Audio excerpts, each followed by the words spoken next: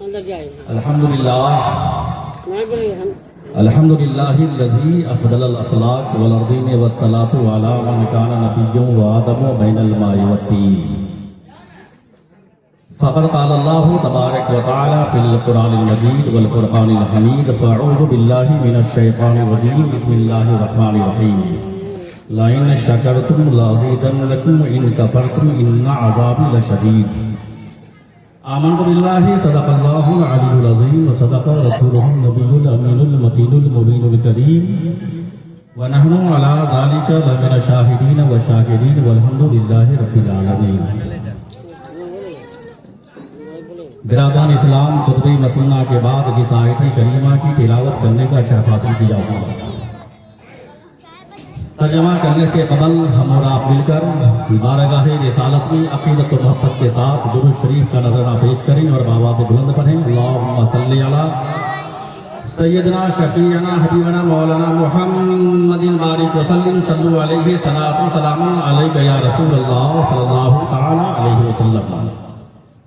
ایک بار درود اور رسول آل رسول پر پڑھ لیا جائے۔ اللہم صلی علی سیدنا شفیعنا حبیبنا مولانا محمد بارک وسلم صلو علیہ صلاۃ و سلام علیک یا رسول اللہ صلی اللہ تعالی علیہ وسلم۔ میرے محترم، کسی شاعر نے کہا تھا کہ زمانہ طوفان اٹھا ہے لیکن جہاں رضا کا غلام ہوگا۔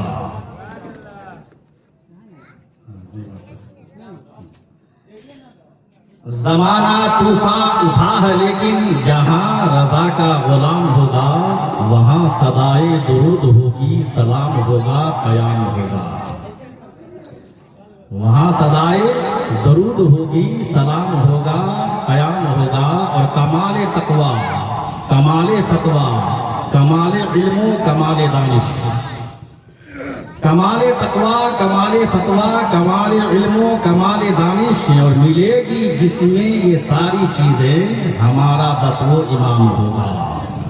ملے گی جس میں یہ ساری چیزیں، ہمارا بس وہ امام ہوگا۔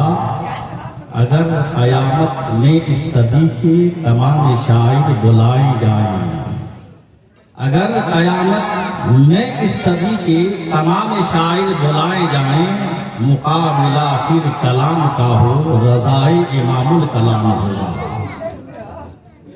میرے محترم دوستو بزرگو، اعلیٰ حضرت عظیم البرکت الشاہ امام احمد رضا خان فاضل بریلوی کی شاعری قرآن و حدیث کے مطابق ہوا کرتی ہے، اور اس صدی کے تمام شاعروں پر وہ حاوی ہے، وہ شعر ہے۔ اسی لیے شاعر نے کہا کہ مقابلہ پھر کلام کا ہو، رضائے امام الکلام ہوگا۔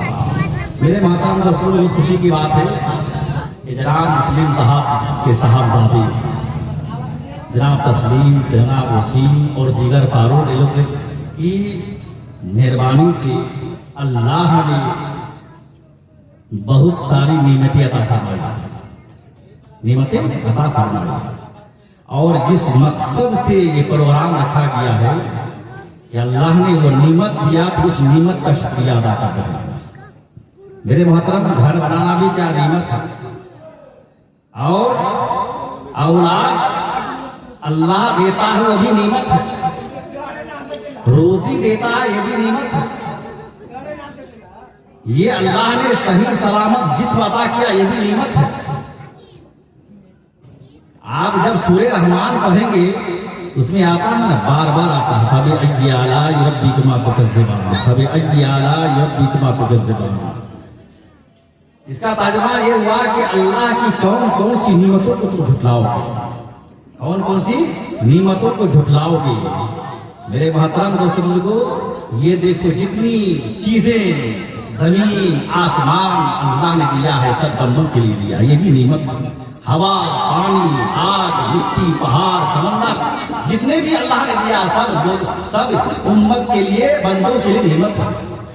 اور میرے محبوب کے صدقے میں ملا، میرے محبوب کے صدقے میں ملا، اور اگر محبوب نہ آتے تو کچھ بھی نہ ہوتا۔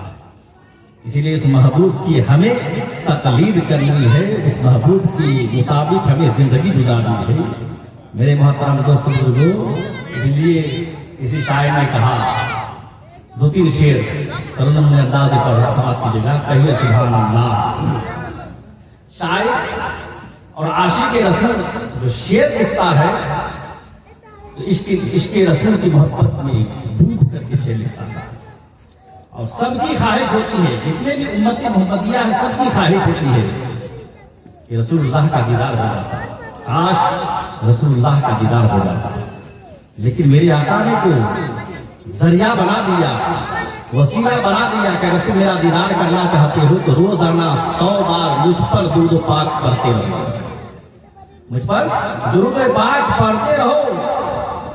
आज नहीं तो कल, कल नहीं तो कहीं जिंदगी में कभी भी मेरा दीदार कर लेगा।